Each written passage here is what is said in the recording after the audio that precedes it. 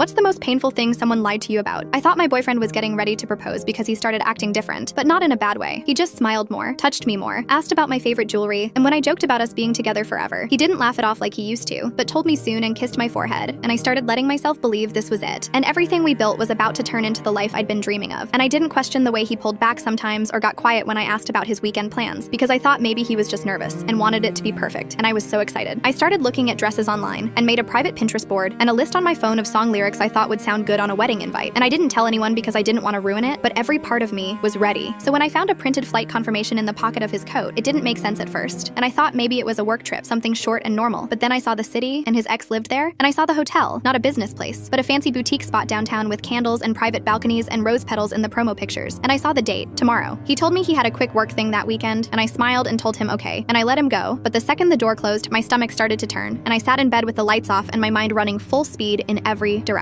I pictured her waiting at the hotel and him texting her from the airport and him telling her he still thought about her, and I kept thinking about how stupid I looked with my hidden board and my secret list and my entire future mapped out around a man who couldn't even tell me the truth. And then I did something I still can't explain. I texted someone who used to flirt with me, someone who knew I had a boyfriend but didn't care, and I had always ignored him before, but this time I answered, and we talked, and I let him come over, and I let it go too far. Not because I wanted to cheat, but because I didn't want to feel stupid and left behind, and I wanted to hurt him first before he hurt me. When my boyfriend came home, he was so happy, and he hugged me from behind while I made coffee and told me he had something important to talk about, and I almost laughed because I thought he was going to lie right to my face and I'd finally get to say I knew, but I was wrong. He told me he got his dream job, and his ex worked at the company, and she helped get his name in the system for a spot that just opened up, and he'd been studying for the online test for weeks, and he passed with a high score. So they flew him out for a final round and offered him a 5-figure salary and a bonus that could finally give us everything we wanted. So the hotel wasn't romantic, it was for work, and the flight wasn't about her. It was about building a future for me. And I just stood there, nodding, pretending to be proud, pretending to be present while my brain replayed every second of what I'd done while he was building our forever. But I broke it before he even got the chance to offer it.